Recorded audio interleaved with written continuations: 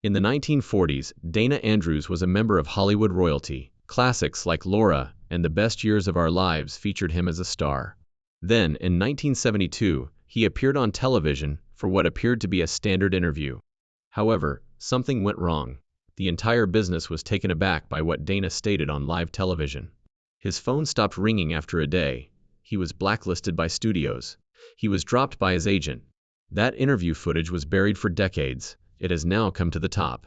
You will be stunned by what Dana disclosed about the biggest names in Hollywood.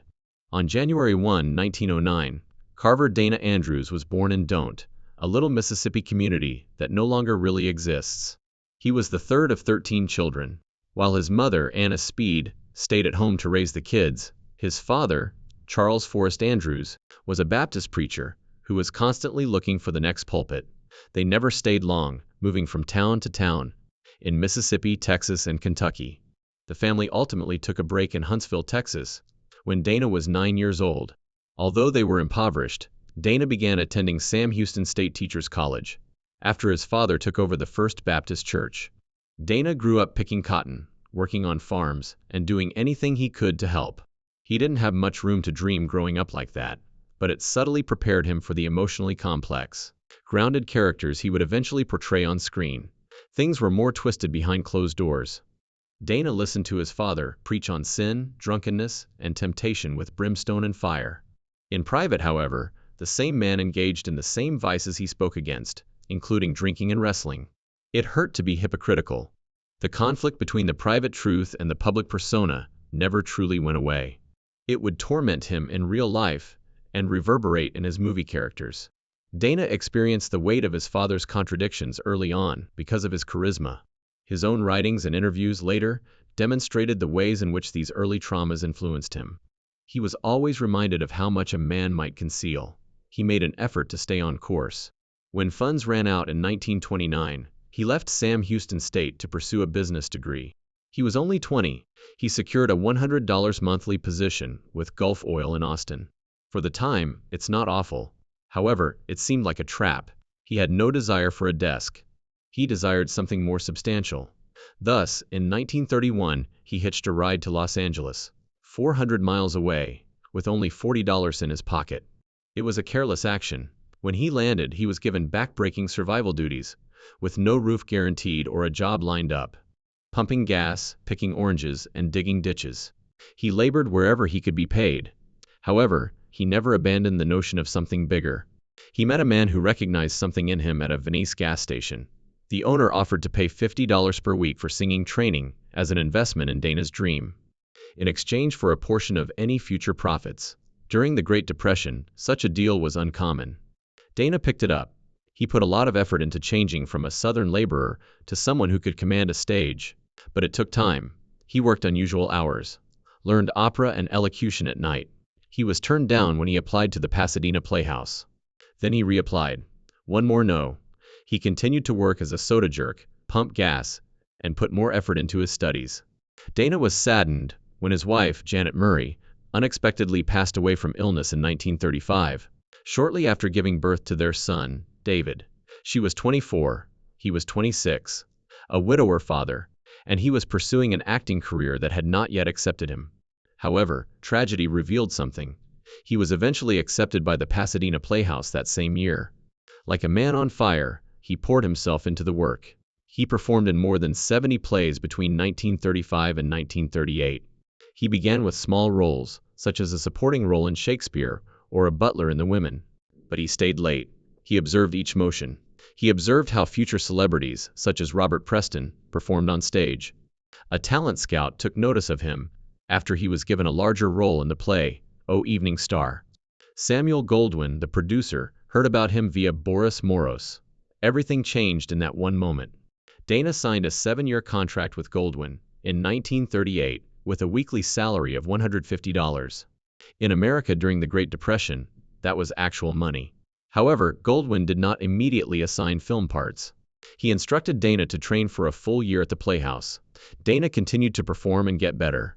However, unless he was appearing in a movie, the contract did not ensure remuneration.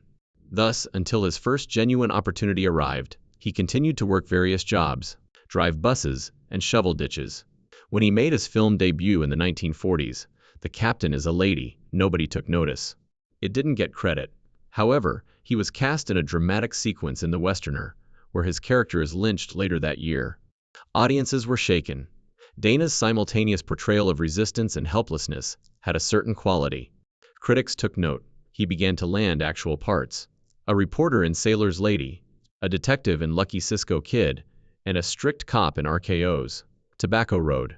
They had split his contract. Dana was moved between studios after Goldwyn sold 20th Century Fox half of the company, which forced her to pick things up quickly, adapt, and create something. However, Dana achieved something that hardly any actor dared to do in 1941. Until Goldwyn granted him a raise, he wouldn't work. A career could be destroyed by such disobedience. He was sued for $50,000 by Goldwyn. In B films like Swamp Water, he snubbed Dana and removed him from important roles. Although industry insiders hinted that Dana had gone too far, Dana refused to back down.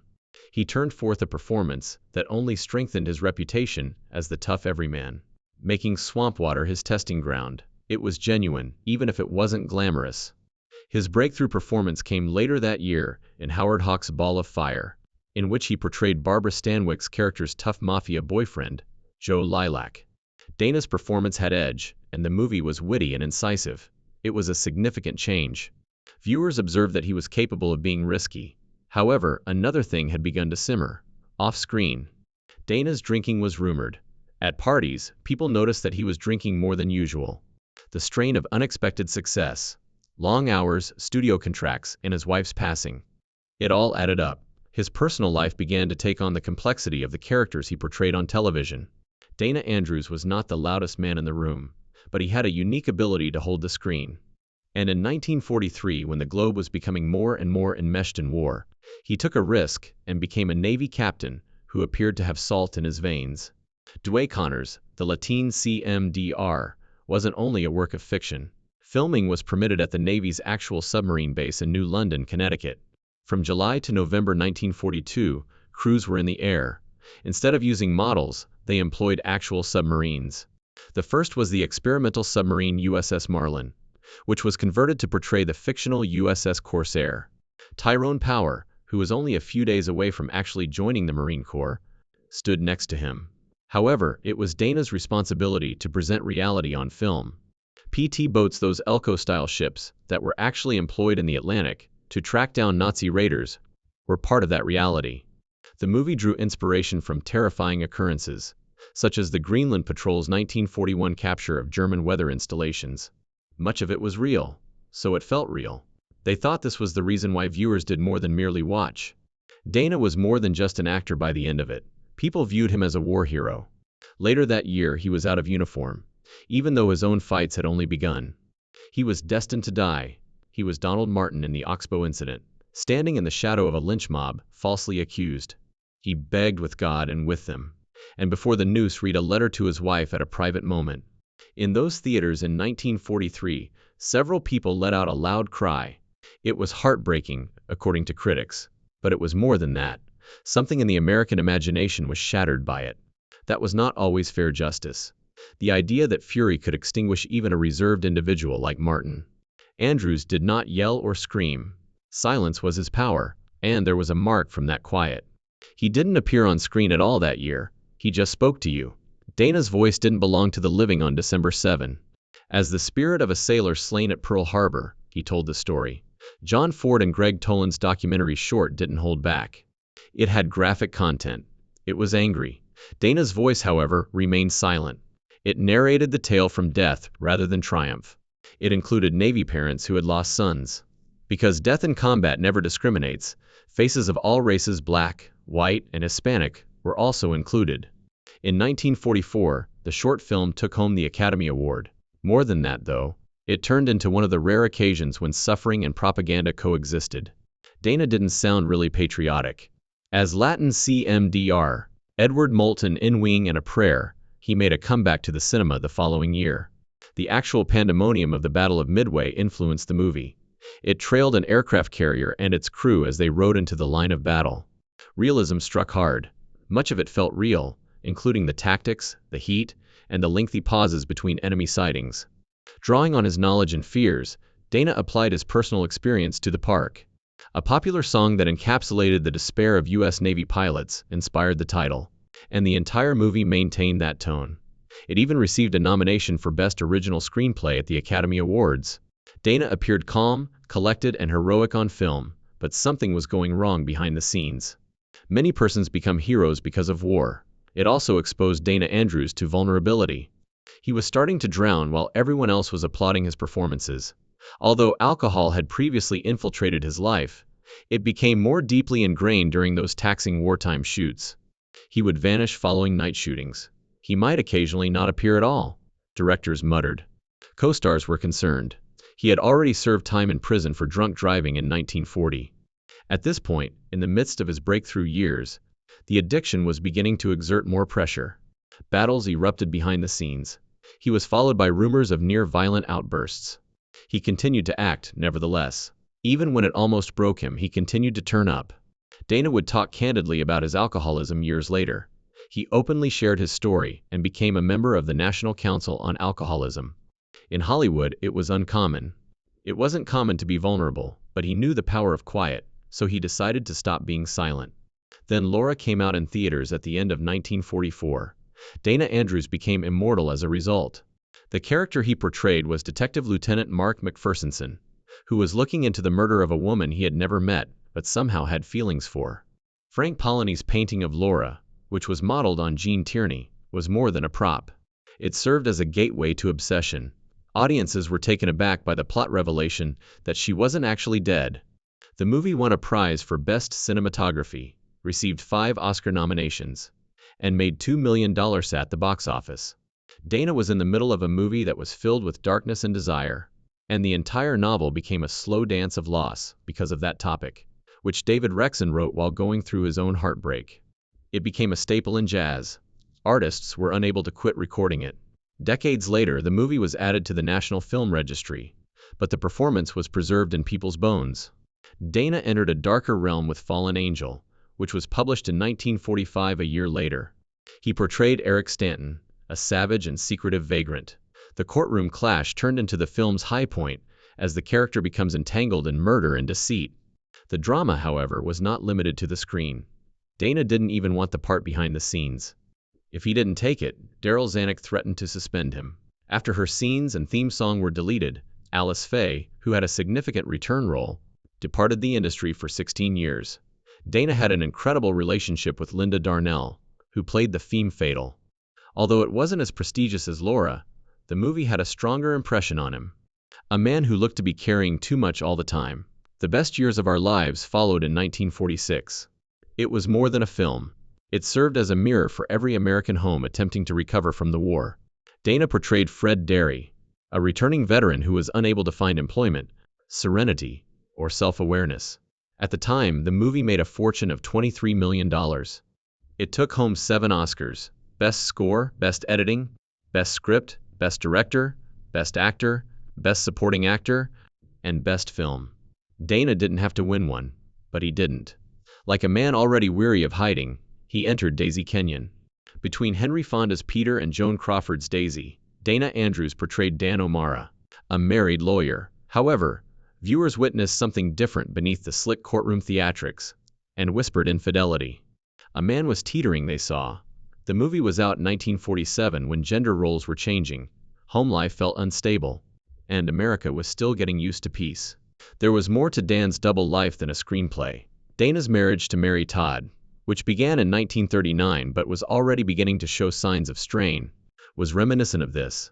The stress in his eyes, the distance in his voice, and the way he wavered between options were all palpable. The performance was criticized for being honest, if not too honest.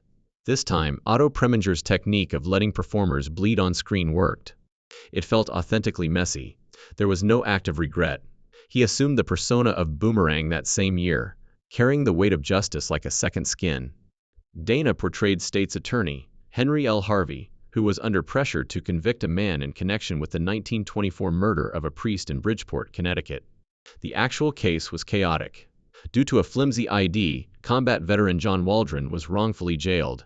Outrage from the public demanded payment. Andrews portrayed a prosecutor battling politics and public outrage in order to uphold moral principles, with a cool disdain that was appropriate for the position.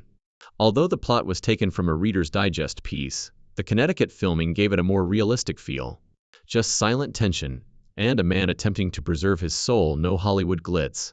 Even though the true murderer was never apprehended, Andrews managed to make the uncertainty seem honorable. He didn't have to prevail. He must have been correct. The Iron Curtain followed in 1948. Dana faced out against Soviet defector Igor Gouzenko, who revealed information regarding a Russian spy network operating in Canada. Hollywood understood where to point its cameras.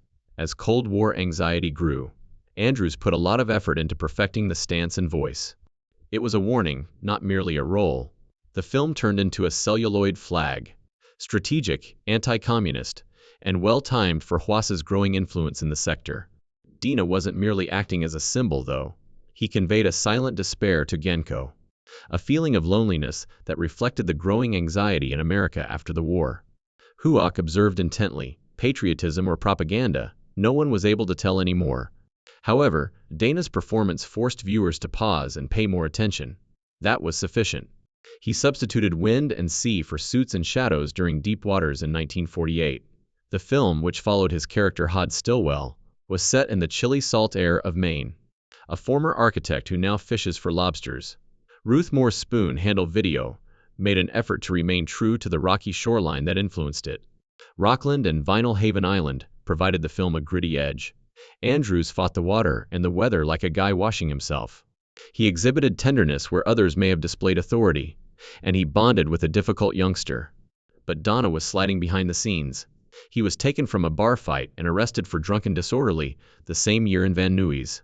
The fissures were now visible, but the studios hid it.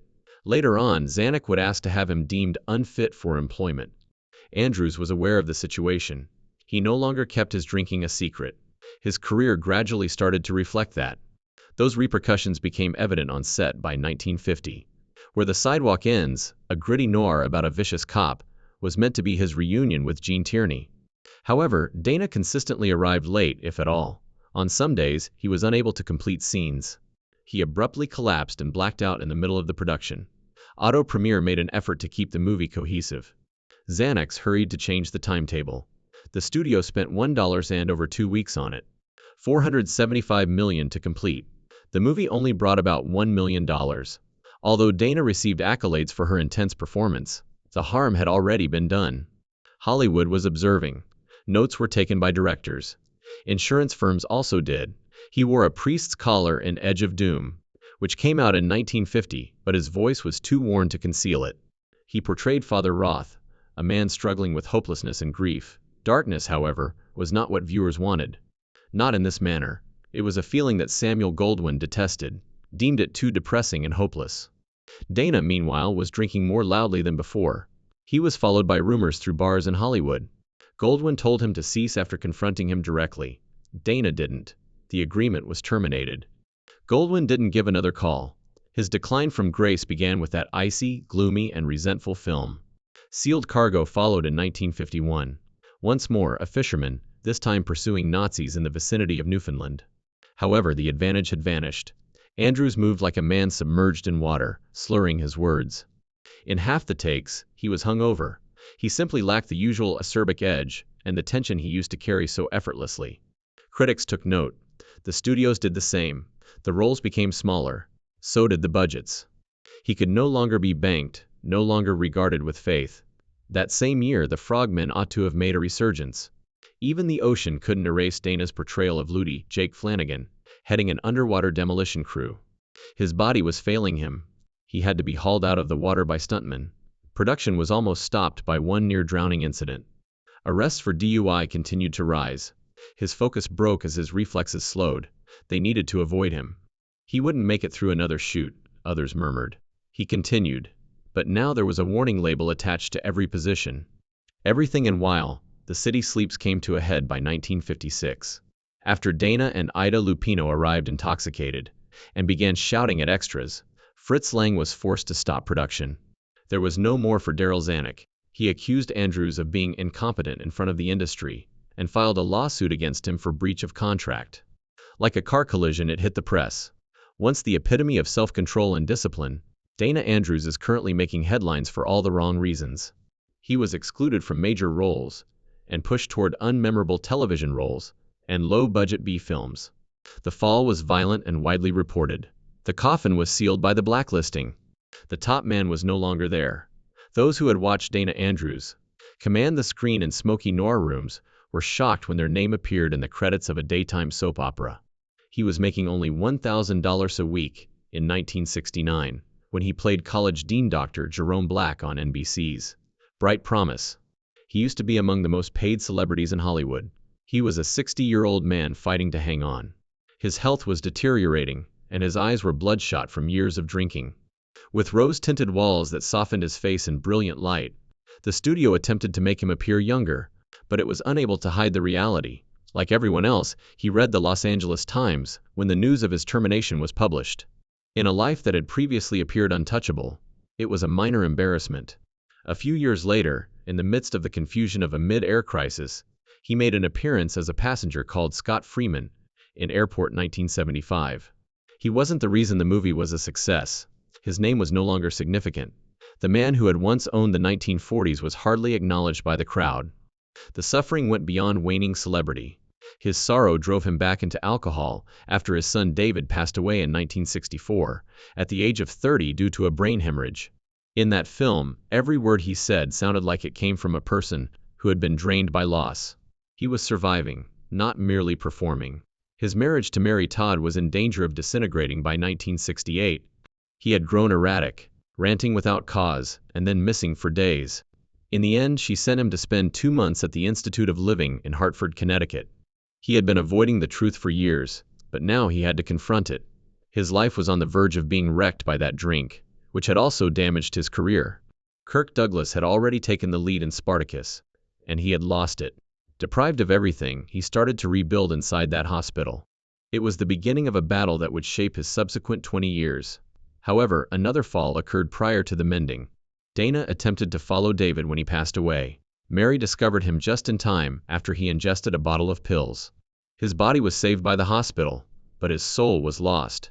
He disappeared from screens for a spell, his reputation in ruins and his wealth in ruins.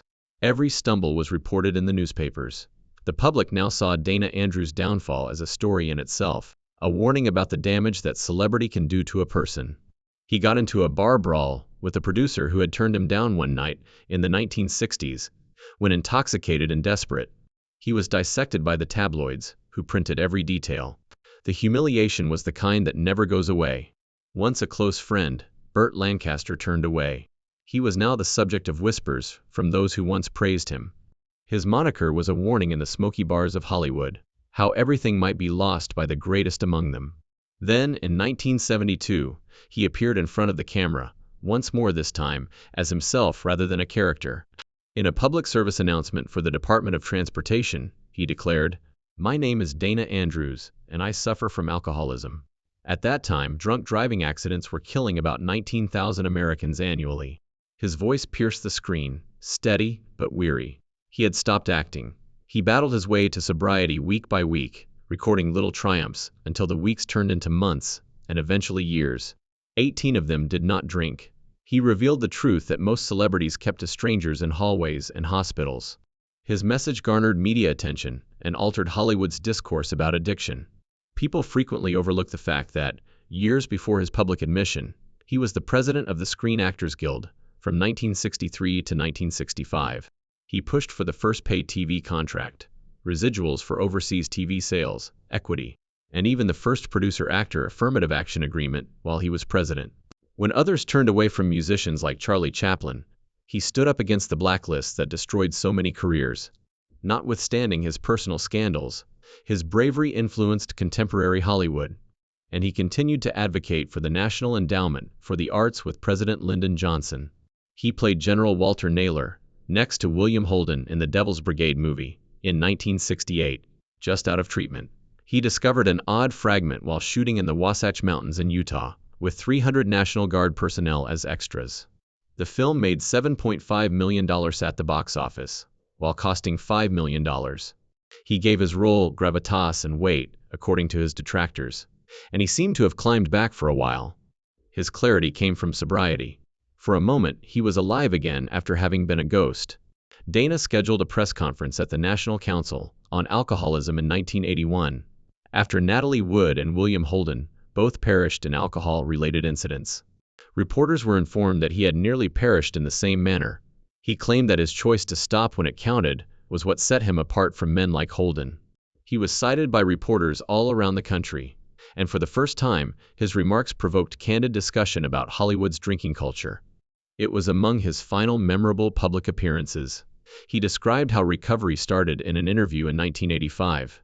It was a simple statement that cracked him apart one night, as he looked at his reflection and told himself, "You're a miserable man."